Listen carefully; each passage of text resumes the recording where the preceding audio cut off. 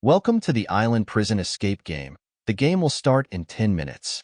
I opened my eyes, found myself dressed in prisoner's clothes, locked in a huge cage. 300 players were thrown here, each with an electronic collar around their necks. Welcome to the Island Prison Escape game. The game will start in 10 minutes. I opened my eyes, found myself dressed in prisoner's clothes, locked in a huge cage. 300 players were dropped here, each one wearing an electronic collar. One player shouted discontentedly, "Who the hell put this roll on me?" He violently tugged at it. The next second, his collar beeped twice, and then exploded. The headless body fell to the ground instantly. Blood mixed with brain matter flowed everywhere, blooming into a dirty, rotten red flower. The crowd screamed in horror, retreating. I frowned and stood in the corner to avoid being pushed. "What the hell is this place? Why am I here?" A long-haired woman screamed in despair. She rushed to the edge of the cage, grabbing the bars and shaking them frantically. "Shut up. Didn't you hear the electronic announcement just now? This is an escape game." The lean man on my right gave her a disgusted look, coldly snorted. "If you die in the game, you will also be erased in the real world. If you don't want to die, I suggest you stop messing around." He pointedly looked at the body on the ground. Suddenly, many people understood. That man triggered the explosion because he messed with the collar.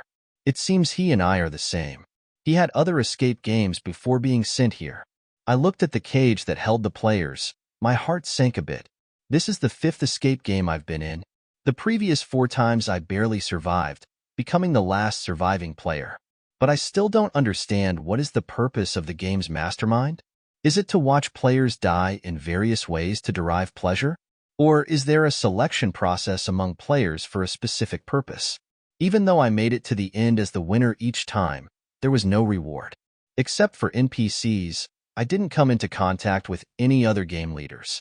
What awaits me is the fate of being sent to a new game again. Just like now, the next endless nightmare. The noise from the crowd suddenly quieted down. The long-haired woman sat dazedly on the ground, covering her face and crying. How could this be? No one paid attention to her. Because at this moment, everyone's attention was on the top, the huge, dark iron sheet that sealed the entire cage. It started raining. At first, it was a light drizzle. Then the rain got heavier. Suddenly, a pink umbrella appeared in the rain. The woman holding the umbrella was dressed in a gorgeous Lolita dress, wore exaggerated rabbit ear decorations, and was suspended in the air. She opened her mouth slightly, and a cold electronic female voice echoed in the space. "Players, welcome to the Island Prison Escape game. I am your game executor. The place where you are is a small island floating on unknown seas. This is the Island Prison. The roles you are playing now are criminals who have committed various serious crimes and have been thrown in here. Today, you suddenly found that the prison guards disappeared collectively, so you decided to escape. The first level of the game is to escape from the cage. The bars on all 4 sides of the cage began to change, and several iron doors appeared out of thin air. Each iron door had a different pattern, but all were black and emitted a breath of death. At the same time, in addition to the rain, countless items were falling on my head. Fruit knife, notebook, playing cards, even hairpins. The electronic voice continued, "There are a total of 100 iron doors in front of you. Each iron door has a corresponding key. These keys are mixed in the 100 daily items under your feet. Find the corresponding key, open the iron door, and you can escape from the cage. Different keys, different ways to open the door. It's up to the players to explore. The game is not realistic." The bunny girl grinned, revealing sharp white teeth stained with blood. Each iron door only provides 1 escape quota. Once a player has successfully passed through, that iron door is immediately invalidated. Which means, she deliberately lengthened her voice and said the next sentence under the horrified gaze of the players, "Among the 300 of you, at most only 100 will leave here." The bunny girl suddenly disappeared. I blinked, and she suddenly appeared in front of me. Unlike the cold electronic sound, her eyes carried human-specific emotions. From inside, you could clearly see her disdain for me. She stared at me and said, "Need to pay attention. You cannot randomly pull the collar. You cannot have physical attacks with other players. Otherwise, you will be punished by an explosion. The most important thing is, you cannot have any behavior of attacking NPCs, otherwise you will be judged as game failure and face erasure. Good luck to all players. I looked back at her calmly, without a ripple in my emotions. In the last game, I successfully killed the game executor. It seems that to limit me, she simply made a collar as a bomb.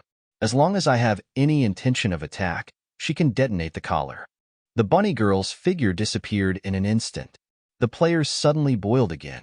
In such a strange and extremely unsafe situation, the crowd would instinctively form small groups for mutual aid. They all saw it just now.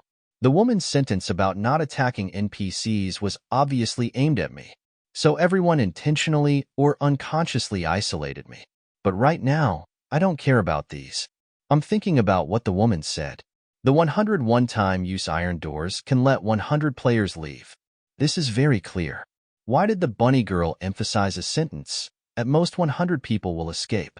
Suddenly someone asked in horror, why doesn't the water on the ground flow out? I looked down and found that unknowingly, the water on the ground had accumulated and even covered half of my foot. The accumulated water flowed to the edge of the cage, as if it hit a transparent wall. All was blocked back, not a drop flowed out. So that's what the bunny girl meant. If they can't open the iron door to escape from here, the players who stay here will sooner or later be drowned by the rising water. Soon the accumulated water became more and more, reaching the ankles. The crowd started to get restless again. The water doesn't flow out, and we can't leave. If this continues, we will be drowned sooner or later. Someone, save me, I don't want to die. Who quickly thinks of a way? Do you know anything? Can you take us out of here? Someone abruptly rushed to the slender man, not daring to make too much movement, but could only grab his shoulders, his eyes full of pleading. The man impatiently shook him off, angrily wiping the rain off his face. Each door can only let one person escape. How can I save you? You might as well go find the key with this time. This sentence woke everyone up. The crowd that was huddled together instantly dispersed, scrambling for the items on the ground. In front of me, a dagger was lying quietly. It was next to the edge of the cage, so it hadn't been discovered by others yet. It was both a key and could be used for self-defense. It was the best item. I bent down, just about to pick up the dagger. A small hand quickly appeared in front of me, snatching the dagger first. It was a little girl with twin tails, who looked about 10 years old. She looked terrified, took 2 steps back, afraid that I would come to snatch it, but her hand was tightly holding the dagger, with no intention of letting go at all. Never mind. I'm not interested in bullying children. I moved my hand 2 inches to the left and picked up the ballpoint pen that was originally lying next to the dagger. It was a very ordinary-looking pen, plastic texture. The refill was already out of ink, like it was discarded after being used for a long time. I hid it in my sleeve, quietly observing the iron doors around me. According to the game rules, this pin is the key to one of the doors, and what I have to do now is to find that door. The water level gradually rose, and the items soaked in the water were quickly picked up empty. The crowd dispersed in 2s and 3s. Everyone was looking for their own door. Those who found it were trying to crack the lock. Conflict soon began to erupt. A middle-aged woman was very lucky. What she picked up was a real key. She didn't need to solve the lock, and she soon found that door. But she didn't hide the key after she picked it up, but instead proudly announced that she was definitely the first player to escape. What are you looking at? Look at the game rules. Players cannot attack each other. You want to snatch it, but it's useless. Looking at the hateful and jealous eyes around her, she shook her head scornfully. But just as she walked in front of the door ready to unlock it, a man with a scar on his face stood in her way. He revealed a smirk. Let's make a deal. Swap your key with mine. The middle-aged woman stared in astonishment, instinctively shouting, "Don't even think about it." The scarred man looked terrifying, but the game rules stated that players couldn't attack each other, so the middle-aged woman wasn't afraid of him. But what she didn't expect was that the scarred man was a scoundrel. After being rejected, he simply blocked the door, threatening, "If you don't swap keys, I'll just keep blocking here. You can't escape. I'll just wait here and waste time with you. When you're drowned by the rising water, I'll snatch the key from your hand." The middle-aged woman's face turned pale, and after a long time, she clenched her teeth and threw the key to the scarred man. The scarred man snorted, threw his water cup into the water, turned around, and used the key to open the lock. But no one expected that just as he opened the door, the middle-aged woman rushed over at a very fast speed, trying to squeeze out through the door crack first. Indeed, she squeezed out, but at the moment she crossed the threshold, the iron door contracted rapidly. Like a monster with a wide-open mouth, sensing that food had entered its mouth, it closed its mouth. She didn't even have time to react. Her whole body was cut in two by the contracting iron door. Blood mixed with flesh and shattered bones splattered everywhere. Most of it splashed on the scarred man. I was secretly shocked. It seems that once the iron door is opened, it will recognize its master, and only the player who uses the key to open the door can pass. Other players will be judged as violating the rules if they try to pass, and will be erased. That bunny girl didn't mention this point at all. How truly wicked. At this time, the iron door has been restored. The scarred man wiped his face in a daze, took 2 deep breaths, and crossed over the half-corpse in front of him. The sound in his voice was bitter. The door was opened by me. I'm sure there's nothing wrong with me going through. The water level is rising fast. Every second here is a pressure on the psyche. If there's a chance to escape, no one wants to miss it. He closed his eyes and crossed the iron door. In my line of sight, his body disappeared in an instant. It seems that after passing through the iron door, the player will be teleported to another place. When the water rose to my knees, I finally found the door that could be opened by the ballpoint pin. There was a ballpoint pin pattern on the black door, and there was a palm-sized square iron box hanging where the doorknob was. Apart from this, there was nothing special about this door, and there was nothing that looked like a lock. I was about to examine the iron box closely when a voice sounded behind me. "Sir, can you help me?" It was the twin-tailed girl who took the dagger. She looked somewhat pale, her voice trembling slightly. "Sir, I found my door, but I'm afraid to do it myself. Can you cut a slit in my hand with the dagger?" I didn't ask why she wanted to do this, just raised my eyebrows. "You trust me? Giving the dagger to me is like putting a chance to open the door in my hands. If I wanted to seize the dagger, you wouldn't be able to resist it at all." She bit her lip and said, "If you wanted to take the dagger, you would have taken it when I first picked it up. I trust you. In this kind of game, trusting a stranger is a dangerous thing." I snorted, but didn't have the leisure to educate her. The little girl said, on her iron door, she found a handprint that was recessed in. She guessed that cutting her palm with the dagger and pressing the blood into the handprint was the way to open the door. "Sir, I'm afraid to do it myself. Can you help me? Maybe we can form a team in the second round." She blinked her eyes, her tone filled with obvious innocence. I curled my lips. "Team up? I don't need that. But if there's one more person I can use, it wouldn't be too bad. What's your name?" "I'm Mary. What about you?" To avoid the physical attack judgment between players, I inserted the dagger into her right hand and drew a long wound on her left hand. Fresh blood immediately gushed out. I heard my own flat voice, "I'm David." Mary left the now useless dagger to me. Her iron door was not far away. I saw her press her bleeding left hand on the edge of the door. A faint blue light quickly emitted from her hand. The iron door opened. She waved at me, silently said, "See you later, David," and then she stepped through the iron door. I turned back and carefully explored the small iron box hanging on my own iron door. Finally, I felt a small round hole at the bottom of it. That hole was very small, about 0.5 millimeters in diameter, and 0.5 millimeters was the exact size of the bead in the refill of the ballpoint pin I had. I raised my eyebrows. I didn't expect that the dagger could really be useful. After disassembling the ballpoint pin, I pulled out the refill, used the tip of the dagger to pry off the pin head, bit by bit, and took out the bead. If I'm not wrong, as long as I insert the bead into the small round hole in the iron box, the door can be opened. Just as I was about to do this, a man appeared in front of me. It was the slender man who had attracted everyone's attention at the beginning. It seemed like he hadn't found a way to crack his own iron door, and he said to me with a savage expression, "Swap keys with me, or I'll block you here. You won't be able to leave."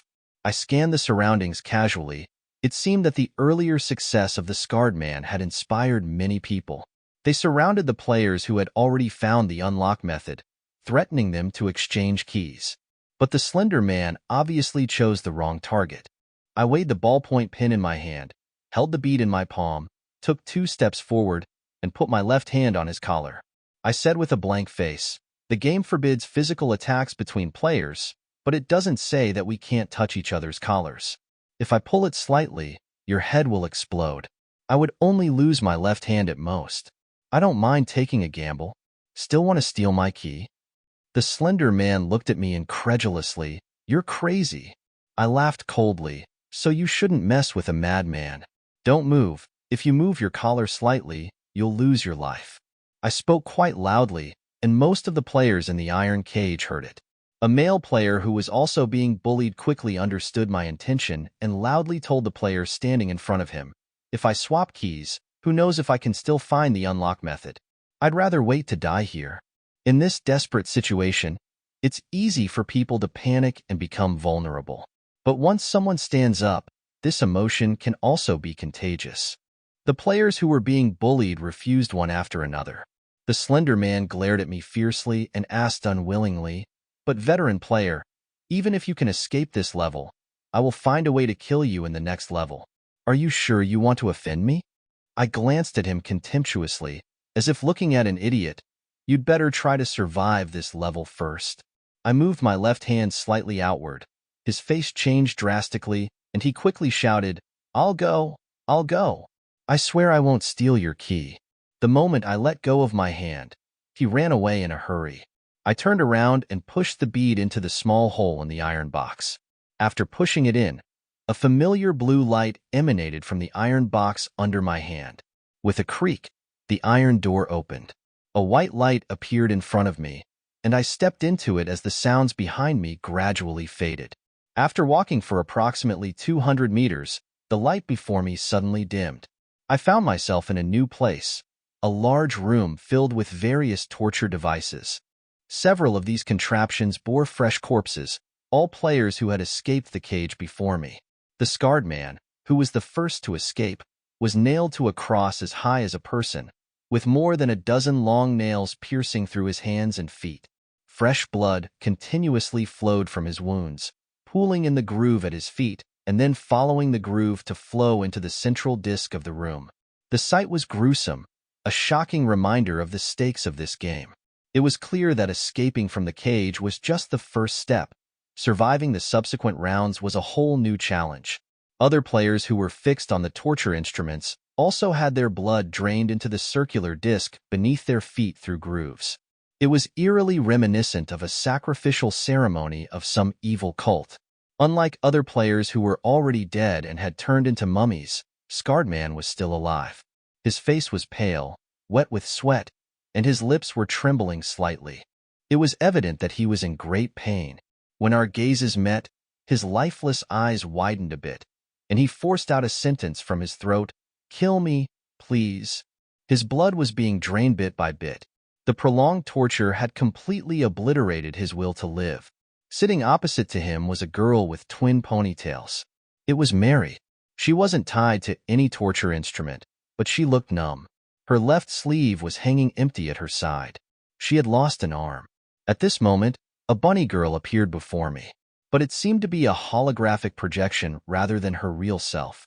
I noticed that the same bunny girl projection appeared before each player who managed to escape from the cage behind me. The bunny girl in front of me opened her mouth, and a cold mechanical voice began to broadcast the contents of the second game. Congratulations to player David for successfully escaping the first game. As you can see, this is the central situation of the island prison. All prisoners who have committed serious crimes must be punished here, but at the same time, this is the only exit to the outside of the prison. The bunny girl pointed to the wall opposite me, and a semicircular iron gate about 2 persons high slowly emerged and blinked twice before disappearing. This should be the main gate of the prison. The bunny girl continued, "The prison gate has no lock, no key. To open the gate, the prison warden needs to imprint his body, soaked in the blood of the prisoners, on the gate. Now that the prison guards have disappeared and the prisoners have received the news, The warden's body has been divided into several pieces and hidden in the corners of this prison. To piece together the warden's complete body, the prisoners need to form teams of 2 and play a 1v1 game. The winner gets a part of the warden's body. The loser goes to the torture instrument, drains their blood, and becomes the other half of the key to open the gate. When all the team games are over, the winners can piece together the complete body of the warden and use the blood of the losers to open the gate and escape the prison. A man standing not far to my right walked towards me. He was the game opponent assigned to me by the bunny girl. The man was tall and burly, but his temperament was not rough. On the contrary, he was gentle and refined. Even though he was my opponent, the look in his eyes when he looked at me was extremely gentle. He reached out his hand to me and said in a friendly manner, "Hello, I'm Eric, a surgeon." I ignored him, turned around and asked the bunny girl, "What's the content of the game?" The bunny girl waved a virtual light screen, and dozens of blue blocks appeared in front of me, some of which had already faded in color. He said that the game content for each pair of players was different, and we could choose at random. Eric politely said, "You're here to choose, aren't you? There's no good choice. Regardless of the type of game, I must win." I casually clicked on a blue block. It instantly expanded in front of my eyes. Dark red text was displayed on it. It was the content of the second game. Game location: single-player old district. Player: David. Game objective: maintain prisoner status. Assemble the complete left hand of the warden within 2 hours. Player: Eric. Game objective: switch identity to warden, capturing David. Game judgment criteria: if player David successfully assembles the warden's left hand within 2 hours, it is considered a successful game. If the game objective is not found within the time limit, or if David is captured by player Eric during the game, it is considered a successful game for Eric. After jotting down the game rules, a white light appeared in front of me. Following the instructions of the bunny girl, Eric and I stepped on the white light. In front of me was the familiar white corridor. Walking through this corridor meant that the second game was officially beginning. The surroundings were silent, and only the footsteps of me and Eric echoed in the corridor. He was originally behind me but suddenly quickened his pace and walked beside me. His tone seemed casual. "Your name is David. Is this your first time participating in the game?" I cut him off coldly. There's no need for small talk when it's a matter of life and death. He touched his nose and gave an embarrassed smile. I was just thinking, maybe there's a hidden way to clear the game in the game that could allow us to both win. We wouldn't even have to go on the torture instrument. The corridor had come to an end. One more step, and it would be the game scene of the second game. I paused for a moment, turned my head, and glanced at him. A stranger player wasn't worth it for me to take risks. I stepped out of the corridor, and the white light and the smile on Eric's face disappeared behind me. I appeared alone in the warning office of the single-player prison area. The office was very run-down, dark, and the peeling walls were covered in bloody handprints. The moldy table was scattered with rotting human skin. There was a blood-stained kerosene lamp, a rusty iron gate, all of which signaled the darkness and eeriness of this place. Through the iron bars, I could see the general situation of the entire prison area. There were no NPCs here. As far as I could see, it was empty. I don't know where Eric was teleported to, but I could vaguely hear many sounds. The sound of painful howling, the sound of iron chains dragging on the ground, the sound of clubs hitting flesh. It was not hard to imagine that countless souls had died a horrible death here. I rubbed my ears. It was a bit noisy. The office was simply furnished. I searched it as quickly as I could. In an old iron cabinet, I found a map. The entire prison area was shaped like 2 squares. The single cells in the center of squares were specifically for holding the highest level felons. The outer 3 sides hold the first level prisoners. The office I was in was a warning work area. Besides the 2 offices, the rest were individual torture rooms for interrogating prisoners. After making sure that Eric was not outside, I quickly moved forward. The other office next door had the same environment and layout. The only difference was that I found a small knife in the iron cabinet. The knife had been sharpened, but the surface was as shiny as new, clearly unused. It felt out of place with the decay and rot here. Perhaps it was a game prop. I put away the knife and turned to leave, entering the torture room and the guard office next door. The guard office was significantly larger than the torture room, filled with various medieval European torture instruments. 5 mannequins wearing full spiked armor were arranged side by side at the very end, their sight making one's scalp tingle. I was about to search when I suddenly heard faint footsteps from afar. It should be Eric coming this way. After a quick glance around, my gaze landed on the mannequin wearing the spiked armor. I took out one of the mannequins, put it in the iron nail coffin, and quickly put on the armor and the helmet that covered my entire head and stood in the original position of the mannequin. Not long after I had done all this, I heard the light footsteps at the door. Then the owner of the footsteps stepped in at an extremely slow pace. The helmet itself was part of the torture instrument, and there was no opening for the eyes, intended to take away the prisoner's vision and completely drown them in fear in the dark. At this moment, my sight was pitch black, so my hearing became more sensitive. I heard Eric open the iron, fiddle with the stretcher a bit, and then leisurely stroll to the side. The flow of time seemed to slow down. His breath of cold air seemed to be able to penetrate the helmet mask I was wearing at any moment. After a moment of silence in the air, I heard his soft laughter. "Are you in there, David?" I was controlling my breathing rhythm, trying my best not to make a single sound. Eric didn't make the next move.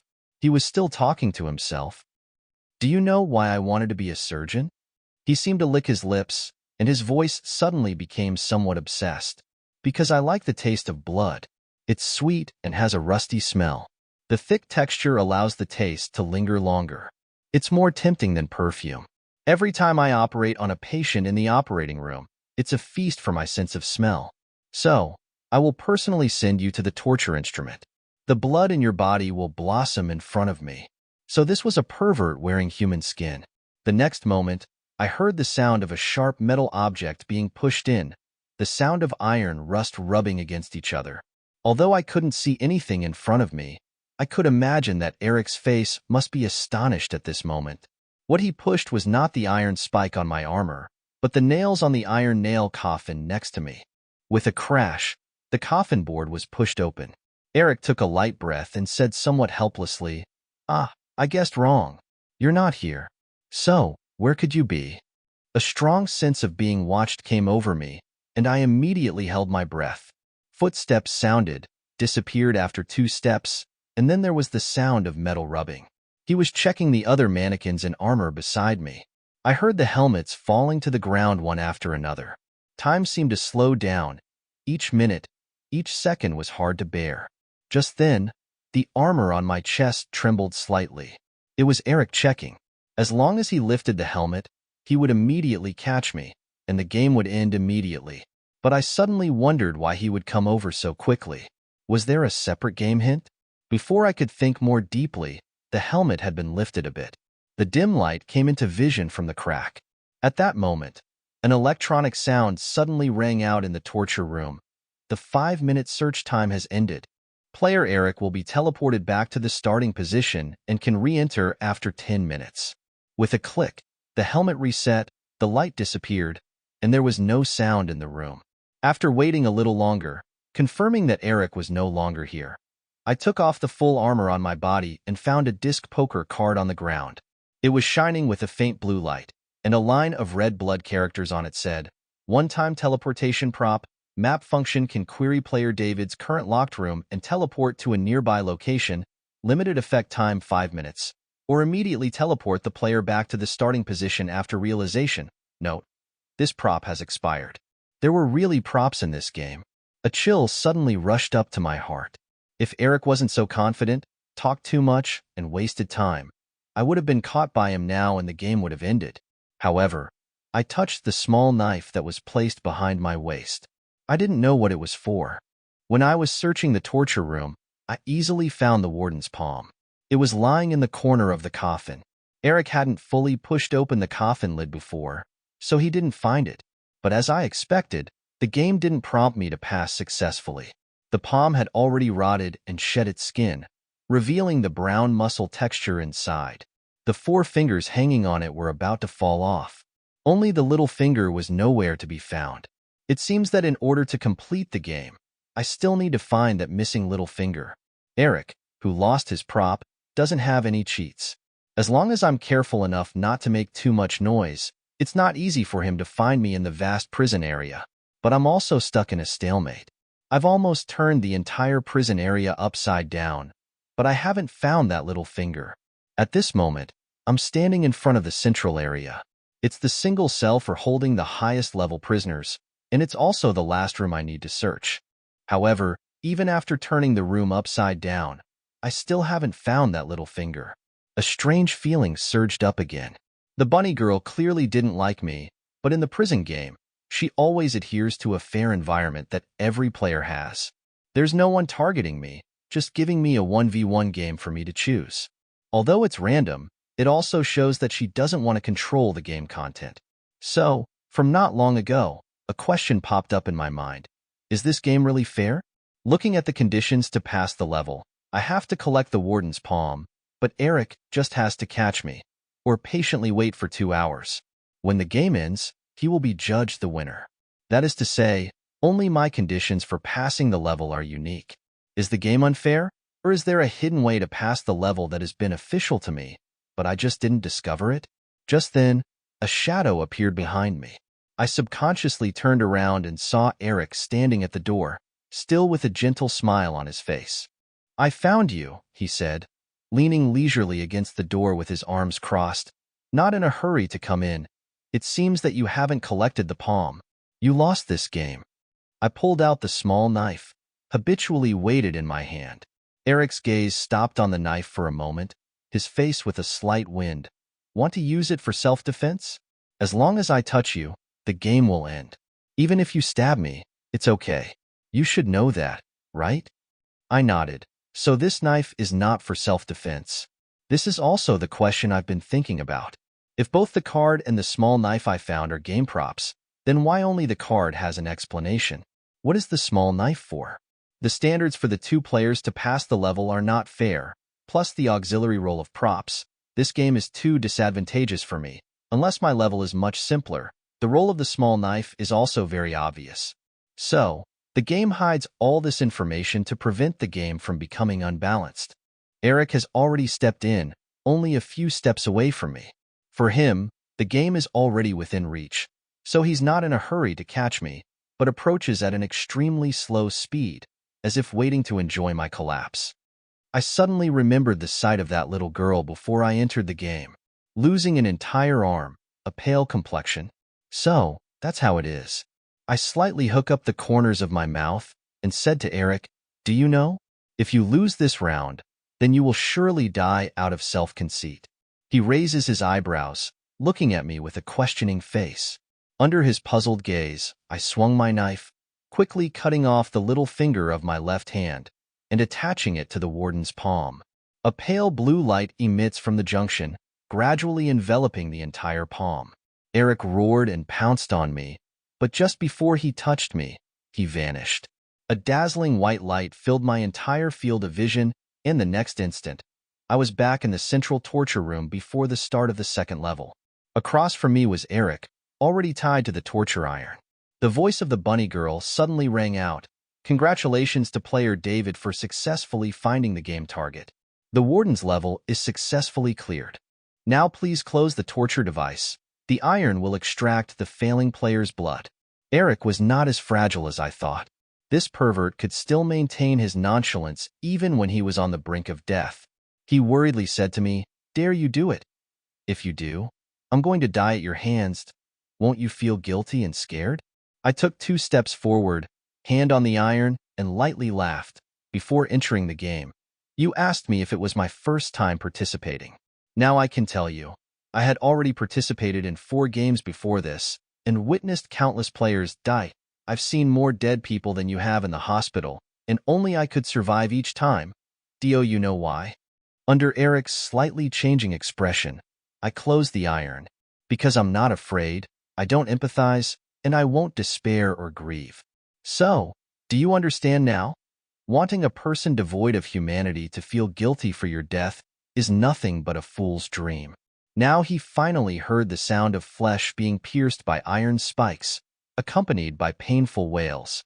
The grooves under Eric's feet began to rapidly congregate, the blood flowing towards the round plate in the middle of the torture room. He liked the smell of fresh blood, and now he could smell it to his heart's content. Later on, other players successively passed the first level, immediately formed teams, and were teleported into the second level. I had nothing to do, only patiently waiting for the other players and for the game to end. During the waiting period, Mary walked towards me, but hesitated to speak. Her face was still deathly pale, her eyes lifeless, as if she had suffered a great blow. I understood in my heart, aside from having to sever her own arm, personally inflicting punishment on the game's opponent had already become a nightmare for this young girl. I glanced at my left hand. The neat cut where my little finger used to be paused for a moment. The game that made players fight each other and kill each other. The losing person losing their life, the winning person suffering inner torment, and then losing their will to fight. This was the game's sixth sense of humor. If you can't get through this, then you're already dead here. If you feel guilty, you are free to commit suicide, to apologize to your opponent. The second level was successfully cleared, thanks to her wound giving me inspiration. It's no big deal to remind her a couple times. Although Mary is a child, to be able to survive the second level, she is already much smarter than the average person. She gratefully glanced at me and didn't say anything further. The fresh blood on the central round plate was already full and began to bubble in a surge of boiling blood bubbles. A spirit body covered in fresh blood slowly emerged. It must be the ghost of the warden. With a wave of her hand, the bunny girl revealed the spirit in the iron door on the wall. She moved towards it, completely merging herself with the iron door. After a moment, with a clattering sound, the iron door crumbled to dust, allowing the outside light to shine in without obstructions. Outside was the island where the prison was located. Following the bunny girl's instructions, all 36 surviving players came out. Behind them, the monstrously huge, pitch-black prison suddenly disappeared, as if it had never existed. Above was a sky covered in dark clouds. As the wind blew, the clouds got lower and lower, clearly about to rain. The bunny girl floated in midair, her mechanical voice devoid of any emotion. Congratulations to all players for successfully passing the first 2 levels and escaping the prison gate. As her voice echoed, a ship slowly appeared on the edge of the distant island. The third level of the game, which is the last thing you players have to do, is to leave the island and board the ship at the shore. It is judged that the game is cleared successfully if you board within 2 hours, and you will receive an unexpected reward. When it came to the reward, the bunny girl's gaze met mine once again, as if deliberately speaking to me.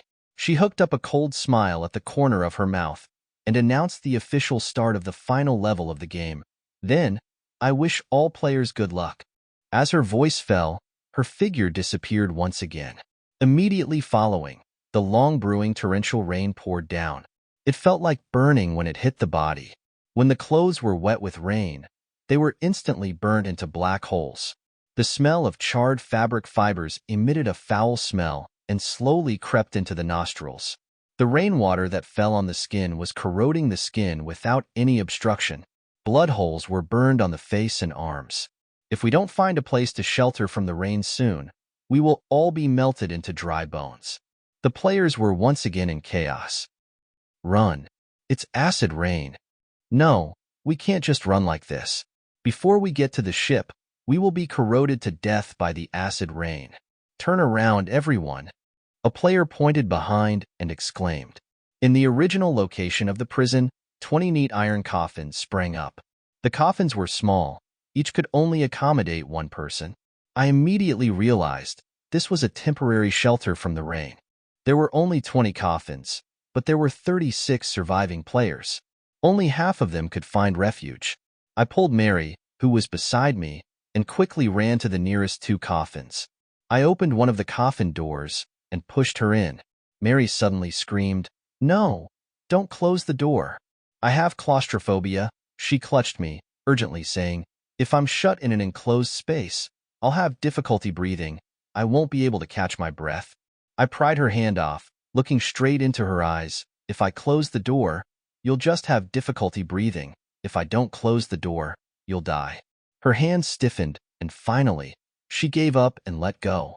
However, because of the delay, The other coffin that was originally closest to me had already been occupied by someone else. I looked around, finding that the only empty coffin that no one was paying attention to was in the farthest corner of the coffin group, so it had not yet been occupied.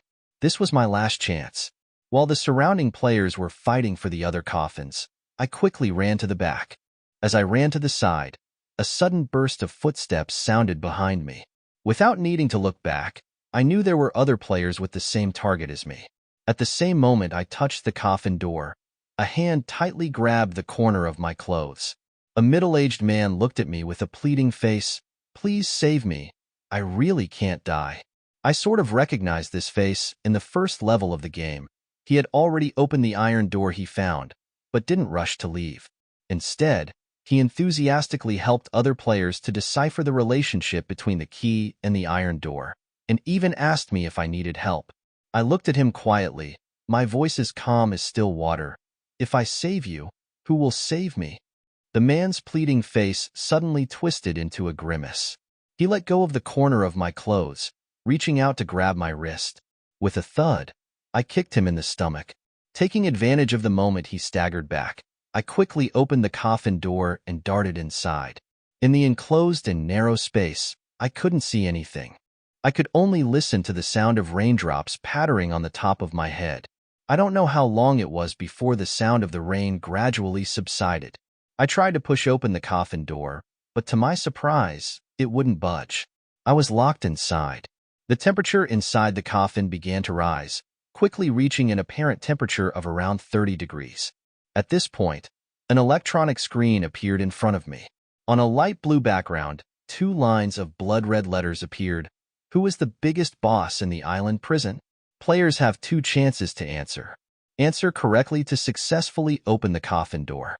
From the perspective of the game rules, the boss is obviously the bunny girl, but she is more of a game executor rather than an NPC involved in the game content.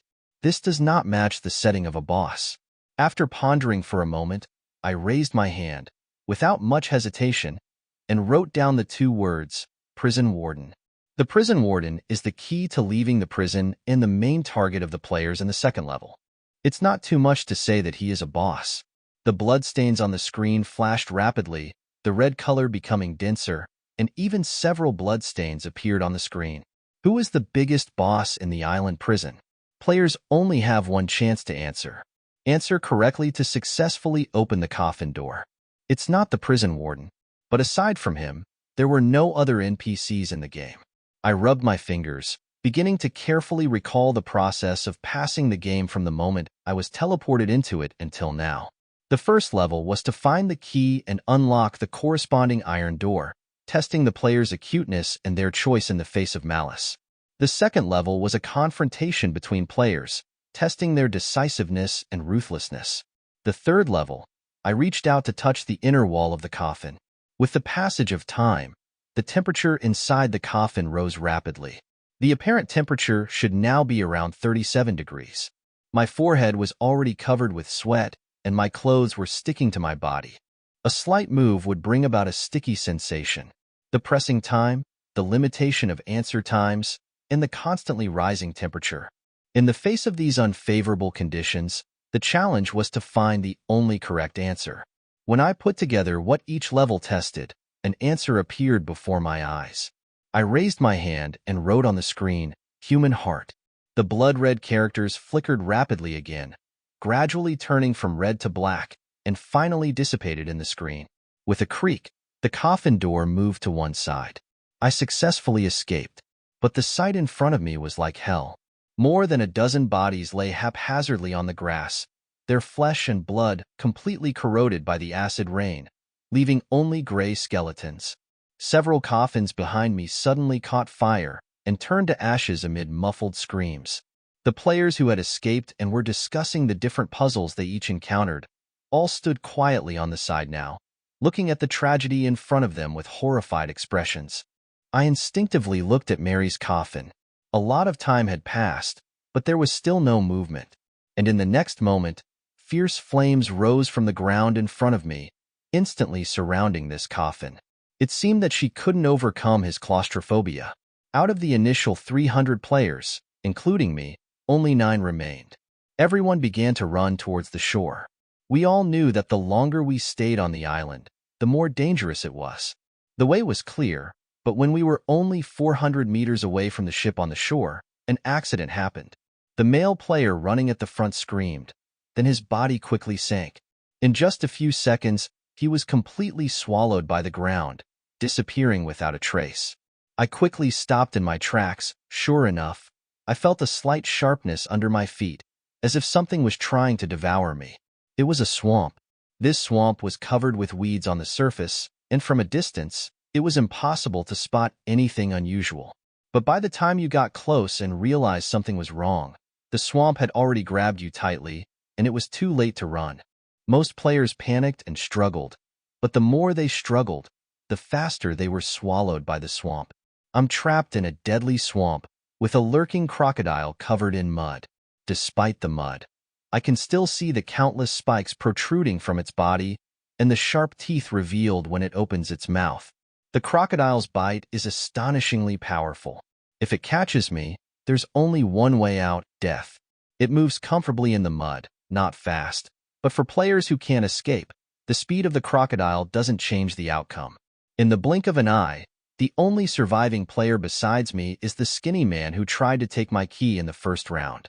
Like me, he is stuck in the swamp, unable to move, and thus sinking very slowly. After the crocodile has eaten 3 players, its belly is bulging, and it is lying on one side digesting its food, so it is not in a hurry to come hunting. The skinny man has also noticed me, but at this time, any dialogue is superfluous. If you want to survive, you can only rely on yourself. I haven't forgotten that he is also an experienced player who has been through other games, so he knows that each game only allows one winner. At this point, the swamp has swallowed up to my calves, and the speed at which my body is sinking has actually become slower. After taking a breath, I tense my leg muscles, use my thighs as a pivot, and slowly lie back. Increasing the contact area with the swamp surface will reduce the pressure on the swamp. After successfully lying down and ensuring that I have not sunk further, I use my upper body to forcefully pull out my legs that have been swallowed by the swamp one by one. I want to roll out of the swamp, but out of the corner of my eye, I see the crocodile crawling towards me. Its round eyes are staring at me, and the turbid pupils are full of greedy appetite. When it realizes that I have broken free from the swamp, it speeds up and crawls towards me at full speed. Without any hesitation, I rolled out of the swamp circle as fast as I could. When I felt the hard ground under me, I heard a whooshing sound at the back of my head. I turned my head and saw the crocodile, its mouth wide open, constantly snapping, trying to swallow me. But it could only move in the swamp and couldn't take another step forward. I got up, dusted off the mud on my body, pointed in the direction of the skinny man, and said without any expression, "If you're still hungry, there's another person behind you." The skinny man, who had just pulled himself out of the swamp and had been watching this place all the time, his face turned ugly when he heard my words. I gave him a cold smirk, turned around, and walked towards the ship. If it wasn't for him constantly throwing mud at me, the crocodile wouldn't have noticed me so quickly. Not long after, there were screams and the sound of something rolling on the surface of the mud behind me. I looked at the ship in front of me, stepped on it, and there was only one player left me. I could win this time too. Standing on the deck, the bunny girl appeared in front of me. She circled me twice, emanating an aura of dissatisfaction. "Why is it always you who survives to the end? So boring." I glanced at her. She pouted. "Can't I show too much personal emotion when I'm a game executor? I'm very professional. Now the game is over. I can say whatever I want." She raised her hand and pointed at the pedal at the stern of the ship, saying somewhat impatiently, "Your game reward is there. Go get it yourself." The pedal was like a seesaw, half pressed on the deck by a barrel of wine and half hanging in the air. When I walked to the center, I looked back at the bunny girl. She showed a nasty smile. "Don't you dare? I haven't announced the end of the game yet. So if you want to leave here, stepping up there is a step you have to take. What's your choice?" I pulled out a sarcastic smile. "Compared to the game executors from the previous games, you're far inferior." Amidst her angry screams, I walked to the top of the pedal. Then the barrel rolled, and my body fell rapidly, plunging into the deep sea. The anticipated feeling of suffocation didn't come, and there was even no seawater. It was as if I was in a dark blue void, with countless stars coming towards me and passing by. Among these stars, I heard a vast voice, as if it could contain everything. David, congratulations on getting here. Who are you? Aren't you always wanting to see me? He laughed lightly, adding, even wanting to kill me. My heart gave a sudden leap. He was the mastermind behind all the absurd games, the main god that the dolls talked about. Finally, I could ask that question, what is the purpose of the game? At some point, the stars converged in front of me, gradually forming a flowing human figure. He said that the universe and the stars were all under his control, including us humans. I watch over you like my own child. But the development of human beings is too slow. In my eyes, it's like the most troublesome child among many children who is unwilling to learn. So, I created the doll bunny girl and the NPCs you've seen in other games to transform human beings through games. His voice was full of gentle power, like the hope given by the first ray of sunlight when dawn comes. But the next words he said were extremely cold and ruthless. For the entire human race, unqualified individuals are like cancer cells in a child's body, of no benefit to human development. So, I eliminate them through games. And among the thousands of games, only you have not disappointed me. You are smart enough, calm enough, as if you were born for the game, born for the mission of humanity.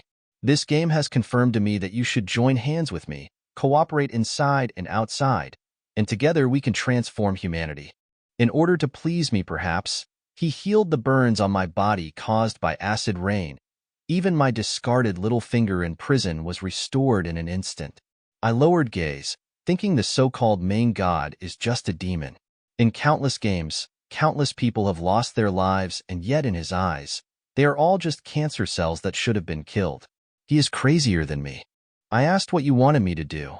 The stars that formed the human shape were scattered, starting to rotate around me at high speed. I heard his excited voice, saying that we can create more exciting games together, eliminate all the deadweights in humanity, and select people like you. Humans will become my favorite children. Of course, in return, I will give you endless wealth and even eternal life. I smiled softly, looking at a heart that somehow stopped in front of me, leisurely saying, you know, about raising children, I have always had a thought. No matter who wants to be a parent, they should first get a certificate. Otherwise, they would end up like you, unfit to manipulate anyone, yet insisting on acting in the name of a parent, arbitrarily destroying lives. The stars rotating around me suddenly stopped. His voice, coming from the dazzling multitude, was filled with anger enough to destroy the world. You want to reject me? Do you know the consequences of rejecting me? If you refuse, I will throw you into countless games until you die in one of them. You will regret it. So tell me, what is your choice? Perhaps millennia have passed, or perhaps it was just a moment. When I opened my eyes, I was back in my room. A card the size of a poker card was quietly lying on the table. I looked at the pattern on its back without flipping it over. A voice kept echoing in my mind. Let's play a little game.